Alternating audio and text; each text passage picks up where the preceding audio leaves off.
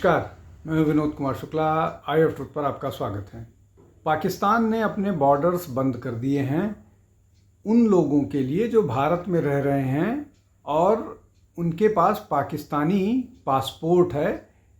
अब ये ऐसे लोग हैं जिनका वीज़ा 1.5 महीने से लेकर के मतलब ऐसे लोग हैं जो 6 महीने से लेकर के और 40 सालों से ज़्यादा इल्लीगल तरीके से भारत में रह रहे हैं। ये मामला तब शुरू हुआ जब पहलगाम अटैक के बाद भारत ने निर्णय किया कि जितने भी पाकिस्तानी नागरिक भारत में रह रहे हैं, इर्रिस्पेक्टिव ऑफ देयर स्टेटस, सबको वापस भेजा जाएगा। लेकिन जब ये हुआ तो बड़ी अचरज वाली बातें सामने निकल कर के आई। कुछ ऐसी चीज़ें निकल कर के आई जिसको जानने के बाद भारत के लोगों ने भी दांतों तले उंगली दबा ली।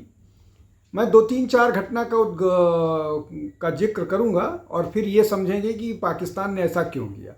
अब जैसे एक सीआरपीएफ के जवान की पत्नी पाकिस्तान से है, एक पुलिस कांस्टेबल है जिसके पास जम्मू कश्मीर पुलिस में जिसके पास पाकिस्तानी पासपोर्ट है, और उसके अलावा दिल्ली में एक महिलाएं, राजस्थान में बहुत सारी ऐसी महिलाएं कोई टूरिस्ट वीज़ा पर आई थी 1.5 महीने के लिए और वो वीज़ा ख़त्म होने के बाद यहाँ पड़ी हुई है। एक ऐसी महिला थी जो 15 साल से यहाँ पड़ी हुई है, उसके पास पाकिस्तानी वीज़ा है और ये दावा कर रही कि उसको यहाँ रहने दिया जाए या उसके पति और उसके बच्चों को भी उनके साथ जाने दिया जाए।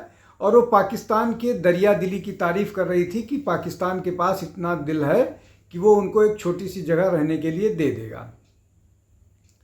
अब अचानक जब ये निर्णय हुआ तो बहुत सारे लोग, और कहा यह जा रहा है कि लगभग 5 लाख ऐसी महिलाएं हैं पाकिस्तान की सिर्फ, और लगभग इतनी ही महिलाएं या इससे 2 गुना महिलाएं बांग्लादेश से हैं जो भारत में रह रही हैं, और लगभग ऑन एन एवरेज इनके 5 से लेकर के 10 बच्चे हैं एक महिला के, जो कुल मिलाकर के लगभग 1 करोड़ के आसपास की आबादी बनती है। ऐसे जो एक अनुमान है जो पार्लियामेंट में बताया गया है, किरण रिजिजू जब गृह राज्य मंत्री थे तो उन्होंने बताया था कि ये आंकड़े लगभग 1.5 से 2 करोड़ के आसपास हैं जो भारत में इल्लीगल तरीके से रह रहे लोग हैं। उसमें ज़्यादातर बांग्लादेश है। पाकिस्तान का तो बात ही नहीं आई। पाकिस्तान की बात तो तब आना शुरू हुई कि पाकिस्तानी इतने इल्लीगल तरीके से कैसे रह रहे हैं, ये जब वीज़ा कैंसिल करने की बात आई। अब इसमें कई सारे फैक्टर्स हैं। पहला फैक्टर ये कि ये जो लोग यहाँ रह रहे थे, जो चोरी छिपे रह रहे थे, जिनका वीज़ा ख़त्म होने के बाद, पासपोर्ट ख़त्म होने के बाद ना उन्होंने पासपोर्ट रिन्यू कराने की ज़रूरत समझी, ना वीज़ा रिन्यू कराने की समझी। इसके पीछे मंतव्य क्या था, क्या चाहते थे? क्या पाकिस्तान की सरकार, क्या पाकिस्तान इन लोगों को बाकायदा योजनाबद्ध तरीके से प्लान मैनर में यहाँ भेजा था जो उसको बहुत सारी जानकारी दे पाए? एक फैक्टर। दूसरा, क्या ये एक डेमोग्राफी चेंज की योजना का हिस्सा था, जहां पाकिस्तानी औरत जो शादी करने मतलब 2 तरह का था। एक तो ये कि पाकिस्तानी औरतें यहाँ शादी करके आती थी, दूसरी यहाँ से बहुत सारी औरतें हैं जो पाकिस्तान जाती शादी करके, और शादी करने के बाद यहाँ वापस आ जाती थी, उनके पास इंडियन सिटीजनशिप है और वो अपने पाकिस्तानी शौहर के या पाकिस्तानी उनके बाप के लगभग 7 से 8 तक बच्चे उनके हैं जो भारत के जनसंख्या पर दबाव बना रहे हैं, भारत के संसाधनों का दोहन कर रहे हैं, और जो भारत के लोग हैं, जो भारत के मुस्लिम्स हैं और बाकी हैं, उनको उनकी ज़रूरत के हिसाब से संसाधन नहीं मिल पा रहे। तो अब पाकिस्तान ने अचानक रोक क्यों दिया? पाकिस्तान ने रोक इसलिए दिया कि एक तो ये बहुत बड़ी मात्रा में लोग हैं, इनकी संख्या लाखों में है। तो एक तो पाकिस्तान ने रोक दिया इसलिए कि उनको भारत के विपक्षी दलों से सहयोग मिल रहा है। भारत के विपक्षी दल इसको इनह्यूमन बता रहे हैं, चाहे वो नेशनल कॉन्फ्रेंस के नेता फारूक अब्दुल्ला हों या पीडीपी के नेता महबूबा मुफ्ती या इल्तिजा मुफ्ती, ये सारे लोग इस तरह की बात कर रहे हैं। एक तो ये फैक्टर हो गया कि विपक्ष का सहयोग है। दूसरा ये कि पाकिस्तान के पास संसाधन नहीं है, अचानक उन पर 10 लाख या 20 लाख एक्स्ट्रा लोगों का बर्डन पड़ेगा तो उनकी क्या स्थिति होगी, किस तरह के मतलब किस तरह से वो इन समस्याओं से, इन संसाधनों से निपट पाएंगे। तीसरा ये कि जो बात कहा जा रहा है कि इसमें से बहुत सारे ऐसे लोग हैं जो पाकिस्तान सरकार के भेजे हुए हो सकते हैं, अगर वो वापस चले जाएंगे तो जो जिस पर्पस से पाकिस्तान सरकार ने उनको भेजा है वो नाकामयाब हो जाएगा। और इस बात को लेकर के लगातार सरकारों की आलोचना हो रही है कि ये इतने दिनों से ये लोग यहाँ रह रहे हैं और इनकी जांच परख भी नहीं हो पाई, और इसीलिए अब बार बार जो एनआरसी की मांग की जा रही है कि पूरे देश में एनआरसी करके जो इस तरह के घुसपैठिए भारत में रह रहे हैं उसकी पहचान करनी चाहिए। तब दो फैक्टर हो गया, एक संसाधनों का, दूसरा उनका एक अपना जो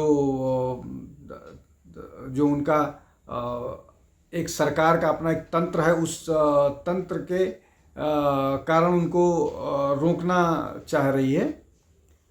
और पाकिस्तान इसके बाद ग्लोबल कम्युनिटी को मैसेज देने की एक कोशिश है कि जो भारत है वो मुसलमानों के साथ किस तरह का दुर्व्यवहार कर रहा है, और ये जो बाघा बॉर्डर पर लोग आकर के जमा हो रहे हैं और उनके लिए दरवाजे बंद हैं, उनको एक ग्लोबल मैसेजिंग की कोशिश कर रहा है। लेकिन भारत इस मामले में पहले से ही तैयार है। उन्होंने ग्लोबली सबको न केवल चौकन्ना कर रखा है बल्कि अमेरिका समेत यूरोपियन कंट्री, अमेरिका, रसिया, सबको इस मामले में बता रखा है कि पाकिस्तान किस तरह से भारत के आंतरिक मामले में लगातार इस तरह के हस्तक्षेप करता रहा है, आतंकवादी गतिविधियों को बढ़ावा देता रहा है।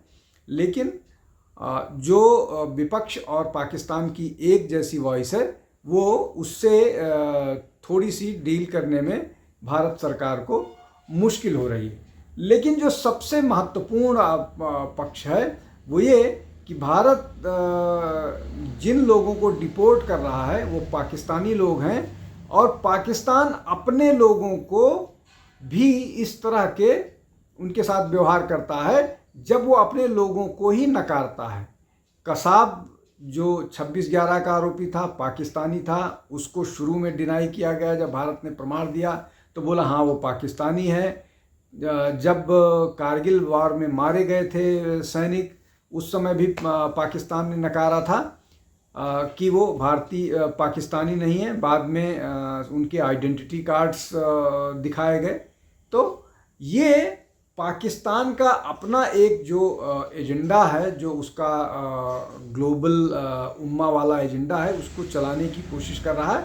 और महत्वपूर्ण बात यह है कि उसको भारत में समर्थन मिलता है। लेकिन ये अभी जिस तरह की स्ट्रैटेजी पर भारत सरकार काम कर रही है उसको डील करना मुश्किल होगा। लेकिन ये जो बेशर्मी मैं शब्द इस्तेमाल कर रहा हूँ पाकिस्तान की है, वो लगातार आप जारी रखना देख सकते हैं। आज के लिए बस इतना ही। बहुत बहुत धन्यवाद। नमस्कार। हमारे चैनल आई ऑफ ट्रुथ को सब्सक्राइब कीजिए यूट्यूब पर, इसे फॉलो कीजिए फेसबुक पर, इंस्टाग्राम पर, ट्विटर पर और कू पर।